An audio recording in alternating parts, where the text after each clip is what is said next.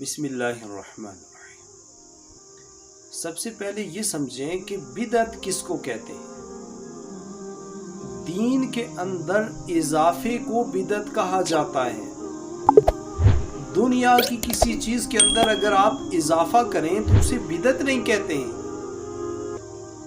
ہمارے ہاں جب کسی کو بدعت کی تعریف سنائی جاتی ہے تو وہ کہتے ہیں یہ گاڑیاں، یہ نئی ایجادات، یہ نئی نئی چیزیں، پھر یہ بھی بدعت ہوں گی؟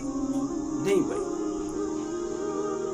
دین کے اندر کسی چیز کا اضافہ کرنا اس کو بدعت کہتے ہیں، کیونکہ نبی پاک صلی اللہ علیہ وسلم نے پاک اور مکمل دین ہم تک پہنچایا ہے۔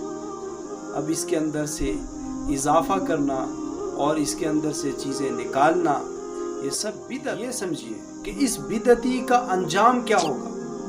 نبی پاک صلی اللہ علیہ وسلم کے پاس حوض کوثر پر کچھ لوگ لائے جائیں گے۔ آپ صلی اللہ علیہ وسلم اپنا رخ انور پھیر لیں گے تو لوگ پوچھیں گے یا کوئی پوچھے گا کہ آپ نے ایسا کیوں کیا، کیا یہ آپ کی امتی نہیں ہے؟ تو بتایا جائے گا جی ہاں میرے امتی ہی ہیں، لیکن انہوں نے میرے دین میں اضافہ کر دیا تھا۔ تو اس لیے دین کے اندر کسی نئی چیز کا اضافہ کرنا، اس کو لازم سمجھنا، اس کو مخصوص وقت میں کرنا، یہ بدعت۔ آج عید میلاد النبی کے نام پر بہت سارے لوگوں کو اصل دین سے دور رکھا جا رہا ہے۔ اب جھنڈیاں لگانا دین بتایا جاتا ہے، جلوس نکالنا دین بتایا جاتا ہے، نماز چھوڑ دینا اور جلسے میں شرکت کر دینا یہ دین بتایا جا رہا ہے۔ 23 سالہ نبوت کے دور میں آپ صلی اللہ علیہ وسلم نے اس بات کا حکم نہیں دیا۔ تقریباً 30 سالہ دور خلافت راشدہ میں صحابہ کرام نے اس کا حکم نہیں دیا۔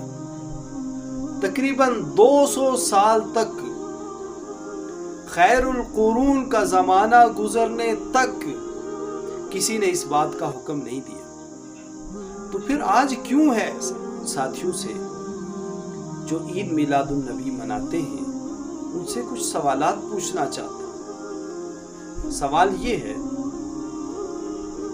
کہ آپ کے نزدیک عشق کا معیار کیا چیز ہے؟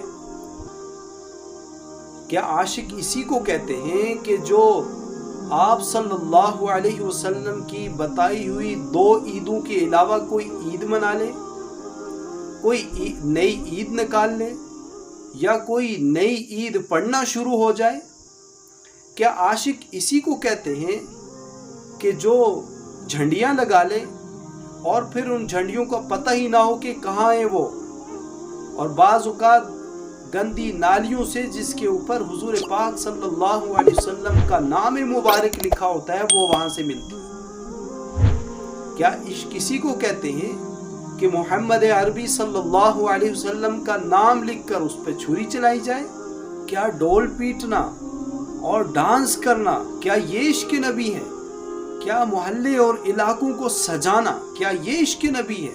ایک بڑا جلوس جا رہا ہے اور اس میں نماز کے لیے آنے والے 2 آدمی ہیں، کیا یہ عشق نبی ہے؟ کیا وہ نعت خواں کہ جو تازہ شیو کرا کے داڑھی کاٹ کے آپ صلی اللہ علیہ وسلم کی نعت آ کے پڑھتا ہے، کیا یہ عشق نبی ہے؟ کیا اللہ اور اس کے نبی صلی اللہ علیہ وسلم کے نام کے ساتھ طبلے بجانا، ڈھول پیٹنا، کیا یہ عشق نبی ہے؟ ڈھول کی آواز کے ساتھ زمین پر لیٹ کر لوٹ پوٹ ہونا، کیا یہ عشق نبی ہے؟ کیا ہر سنت کو چھوڑنا یہ عشق نبی ہے؟ نعتوں کو گانے کے انداز میں پڑھنا یہ عشق نبی ہے؟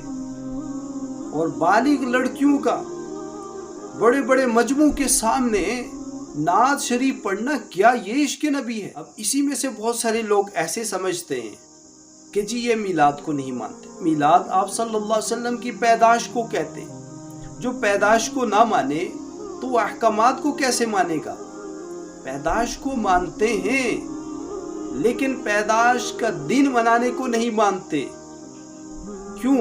اس لیے کہ نبی پاک صلی اللہ علیہ وسلم کی سنت نہیں، صحابہ کرام کا طریقہ نہیں۔ اور یہ بات یاد رکھنا کہ اکثر مورخین کے نزدیک یہ 12 ربیع الاول کو آپ صلی اللہ علیہ وسلم کی پیدائش کا دن نہیں ہے۔ یہ روایت مشہور تو ہے، لیکن 8 ربیع الاول اور 9 ربیع الاول یہ زیادہ راجح قول ہے۔